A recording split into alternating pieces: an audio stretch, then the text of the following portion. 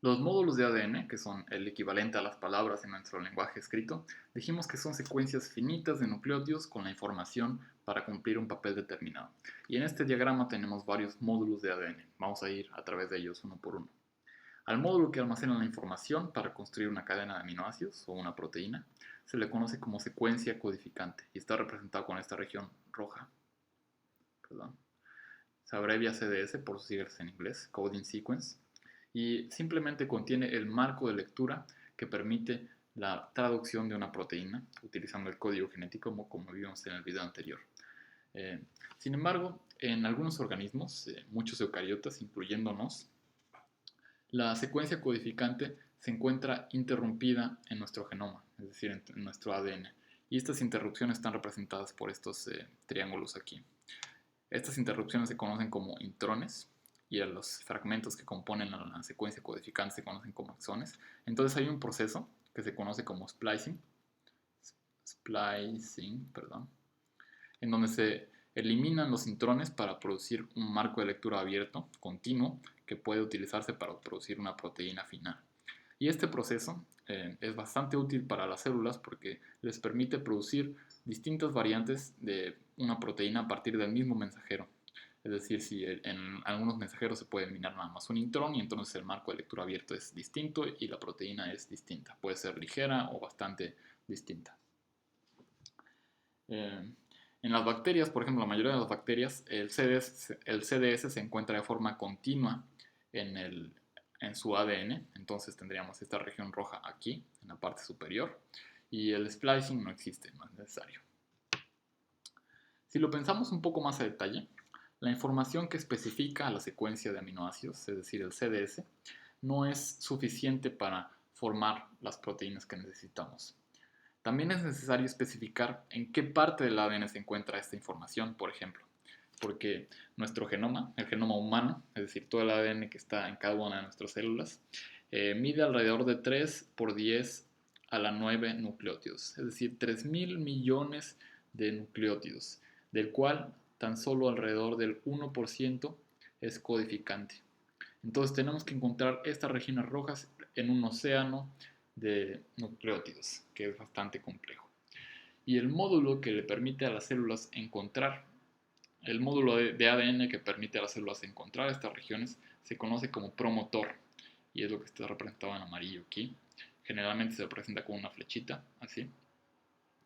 Entonces el promotor indica dónde empezar a transcribir una secuencia de ADN para producir el RNA mensajero o cualquier otro tipo de RNA que se vaya a ser producido.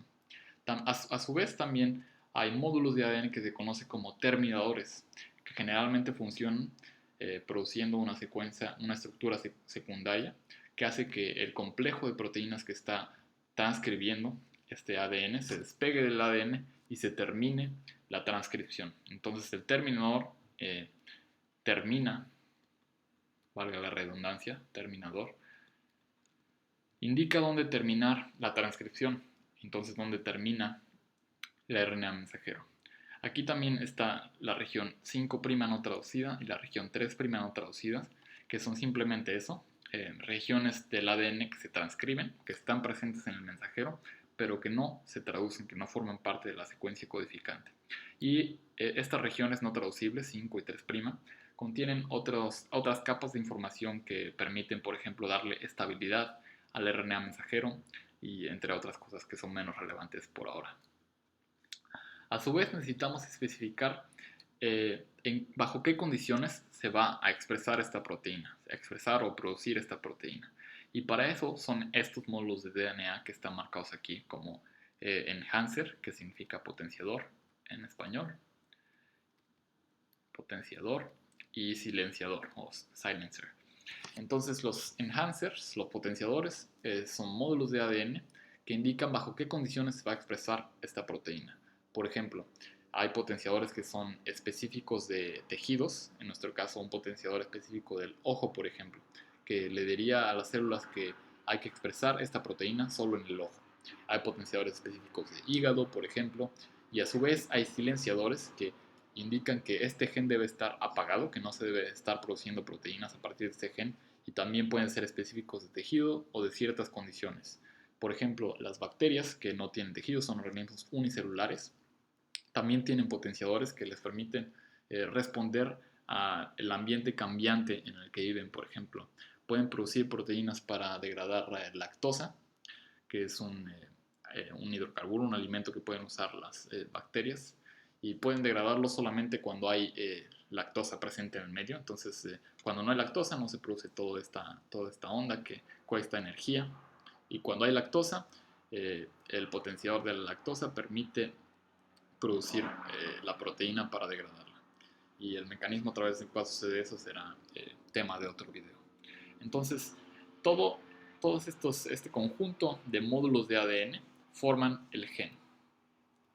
Y espero que esta sea una definición bastante completa del gen. El gen generalmente tiene un módulo, un potenciador, tiene un promotor que indica a las proteínas dónde empezar a transcribir el mensaje, tiene una región 5 y 3' que no se traducen, tiene una secuencia codificante que puede estar o no interrumpida por intrones, y tiene un terminador que indica dónde dejar de transcribir el mensaje.